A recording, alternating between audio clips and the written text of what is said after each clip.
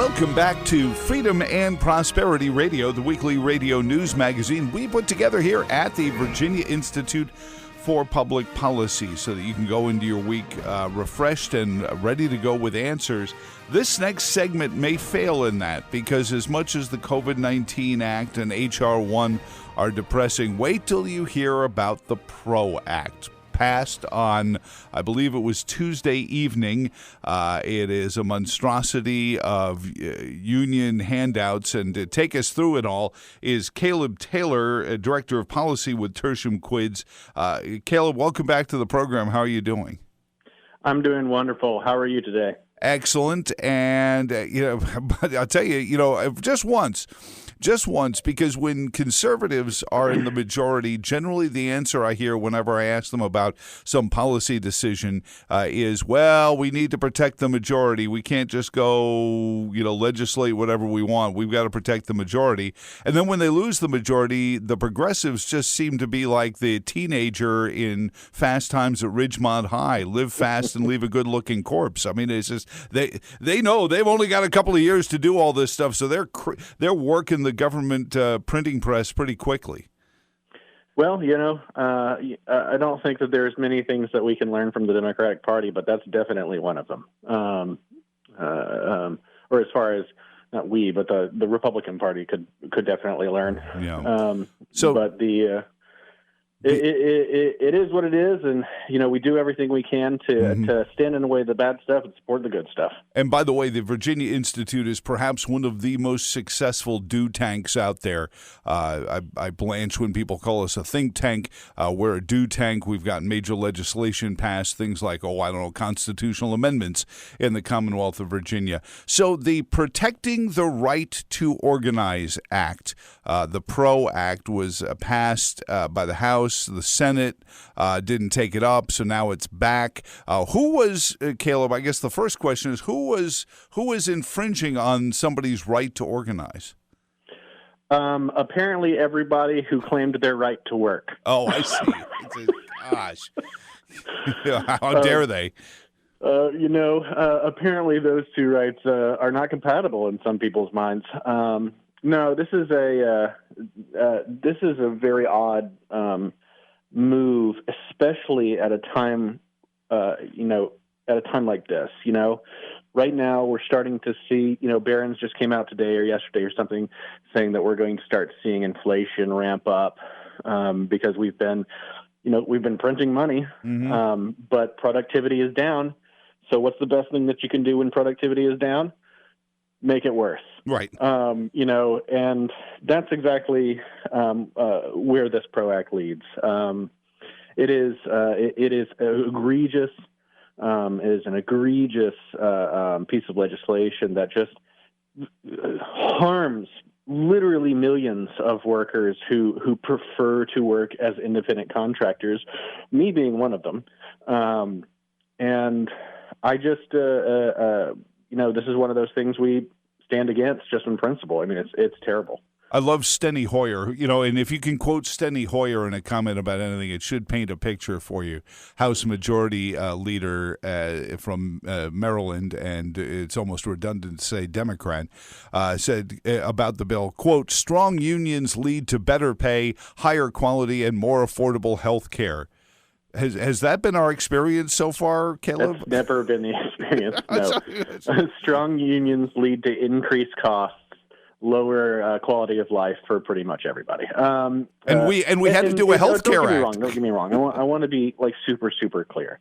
As somebody who stands in my particular, political ideology, I don't have a problem with labor unions. Mm-hmm. I have a problem with government support for labor unions.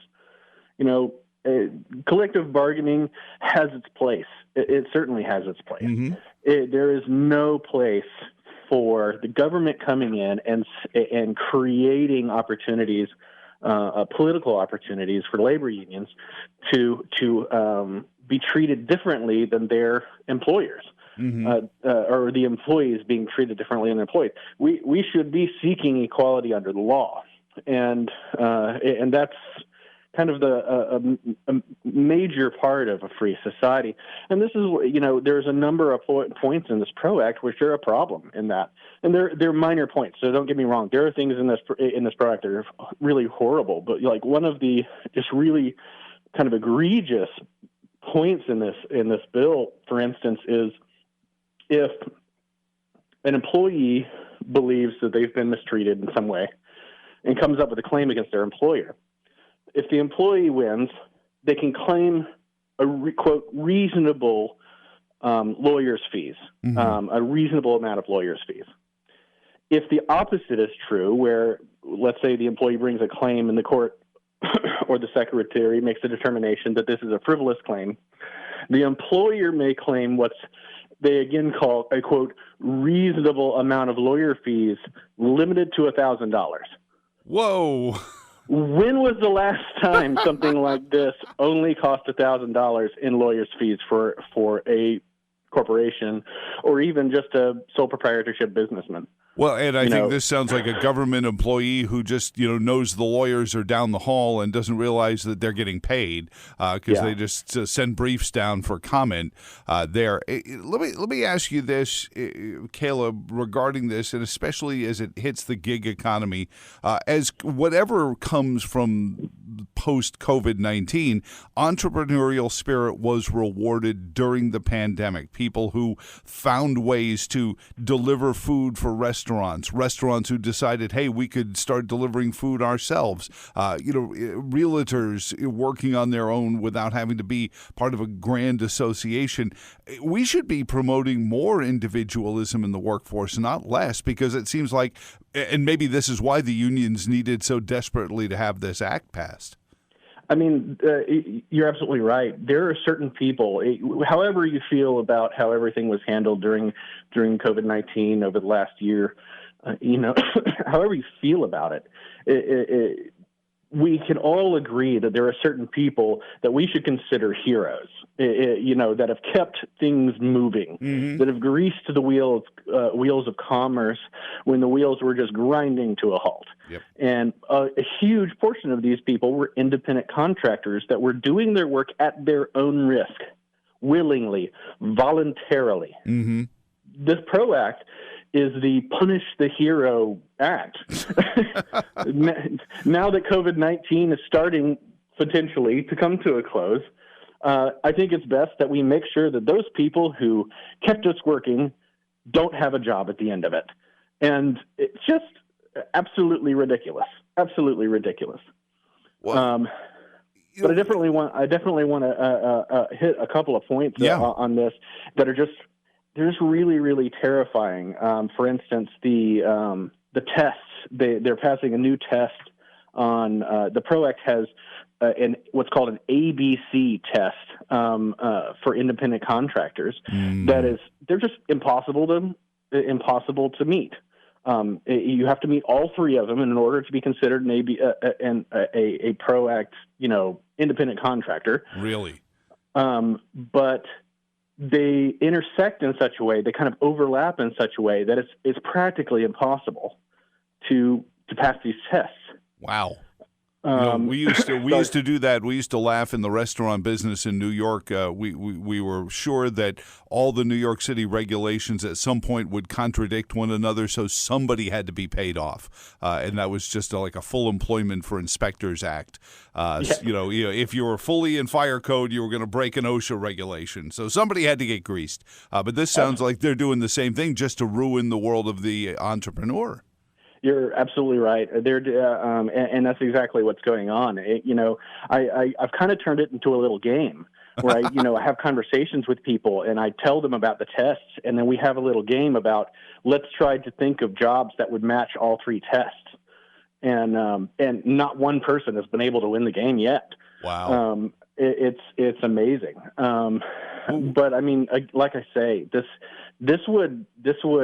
There's an estimated, and there's not, super clear data, but there's an estimated somewhere in the realm of 19, 20 million independent contractors working on and off, everything from Uber drivers to freelance writers to people like me who just go around and tell people their opinions for money.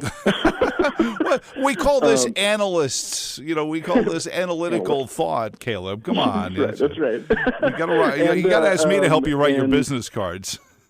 This is essentially, it would make it impossible. I mean, it would make it, for me, like I say, for me, it would make it impossible to continue to work, which they may be happy about. But it's, between, so just really quick, so this test, which is the most egregious part of this in my mind, right? Okay. The A, B, and C of this test is the absence of control. And this is important. The absence of control means the independent contractor has absolute control over everything that's going on. Mm-hmm. So somebody like a videographer who does goes to weddings and does as an independent contractor and a videographer, they have absolute control over what they're doing. Okay. But something like a independent contracted accountant, not so much. True.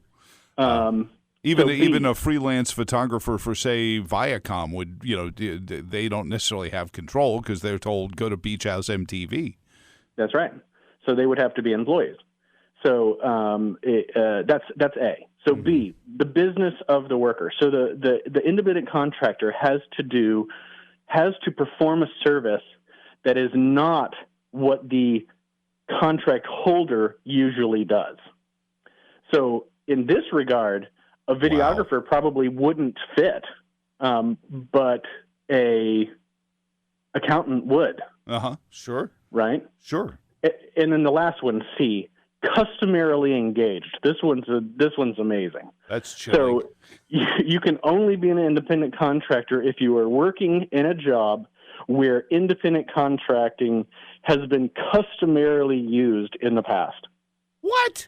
What a ridiculous proviso that is. It not only ridiculous, but hugely arbitrary. Yeah. And firmly sits in the realm of supporting these horrifying occupational licensure regimes all over the country. Yeah. Right? Well, that was where I was going to bring it back here to Virginia. I mean, does this act functionally outlaw the right to work in states like the Commonwealth? It does functionally outlaw the right to work, period. There is no qualm. There is no mixed language here. It absolutely eliminates it in every respect. It doesn't matter what party your representative is from. You should be calling. If you love your friendly neighborhood Uber driver, who I've loved every Uber driver I've ever gotten in their car. The cars are clean. They're just wonderful people. They always have an interesting story. And they're always super polite and nice. Never once have I had a bad Uber driver, right?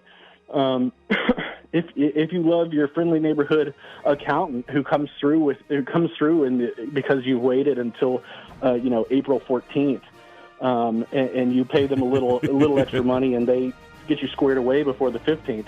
I mean, if these guys are the guys that you love to work with because they're always willing to be there, you should be calling. It's terrifying.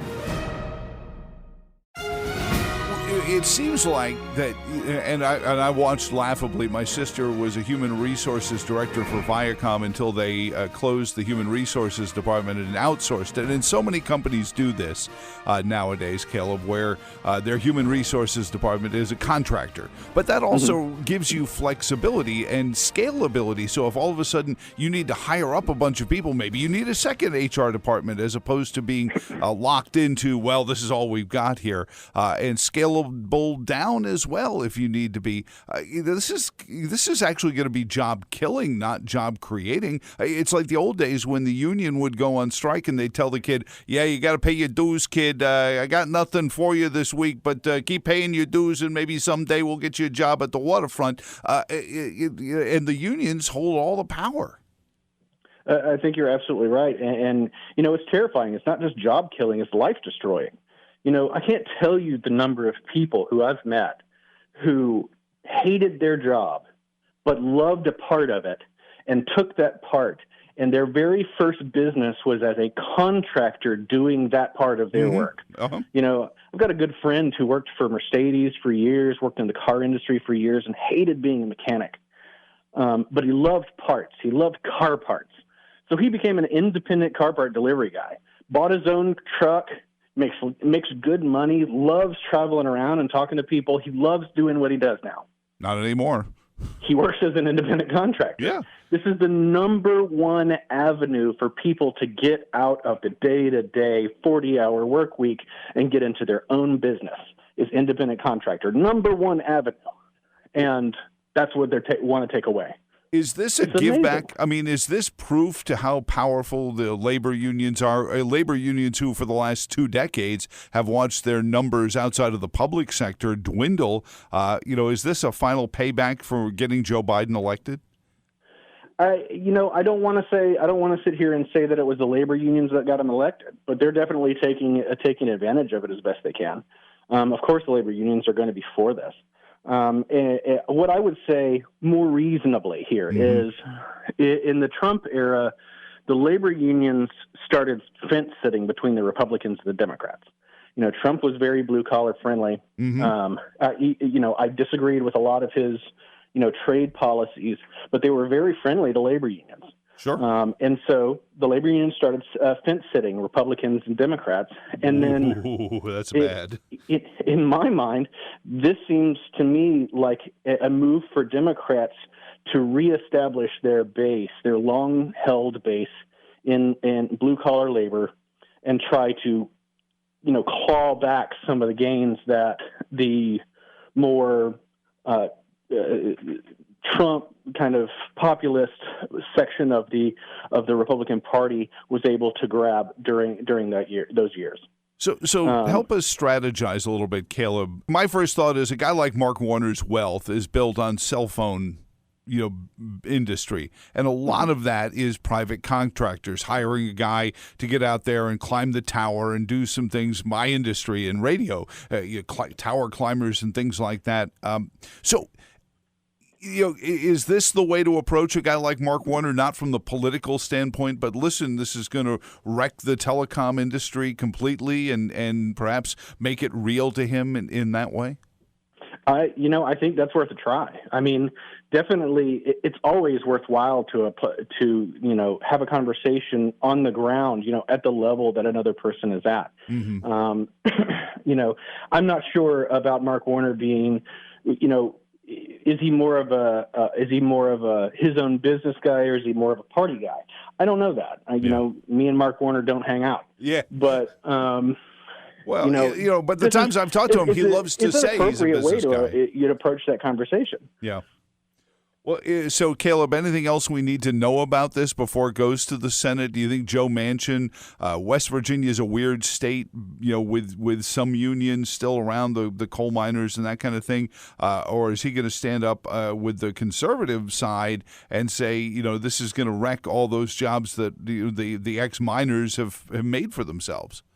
Well, that's a really important question because you've got two things going on in West Virginia. You've got the old coal miners, people trying to bring coal back. But we have to understand that coal isn't dying because coal is one of those situations that's not dying because of, the Green New Deal or anything. Coal is dying because natural gas is just way cheaper. Mm-hmm. That's the reason why it's dying. It's not as competitive as it once was. Will it die completely? No. That would be a silly assumption to make. But West Virginia has been having problems long before this. West Virginia was having problems bringing in money because it was such a kind of a single industry state. But it's starting to diversify. And it's diversifying largely using independent contracting. They've got tours going on in the mountains because those mountains are beautiful.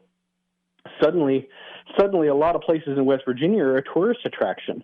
Well, a lot of the tour guides, a lot of the guys that take people out to hike, a lot of the guys that run four-wheeler tours, things like that are becoming a big deal in West Virginia. These guys are independent contractors. Right. So, Manchin's got to make a decision. I mean, yes, the old coal labor unions are going to be in support of this in hopes of bringing back coal. But West Virginia's future is not. Mm-hmm. And considering the pressure that was brought to bear in the deal making, he managed to wrangle on the COVID Relief Act. I can't imagine he has many cards left to play with leadership when it comes to these kind of negotiations, but we'll see there. Caleb, as always, amazing stuff. Read him at virginiainstitute.org, and you can find all of this there, spn.org, the PRO Act. Read all about it, as we used to say when independent contractors distributed the news on the street corner, Caleb. But thank you again for your visit, your breakdown of this, your analysis of this. You're not just a guy wandering around like David Carradine in Kung Fu, Gosh. I appreciate you. I appreciate you. And for that, I'm becoming a consultant. So there you go. Have a great weekend, and we'll talk to you soon. You as well. Thank you. And thank you for tuning in this week to Freedom and Prosperity Radio. Again, go to youtube.com, search Freedom and Prosperity Radio for our archives, and visit us online at virginiainstitute.org. For all of us here, I'm Joe Thomas. So long, and thanks for all the fish.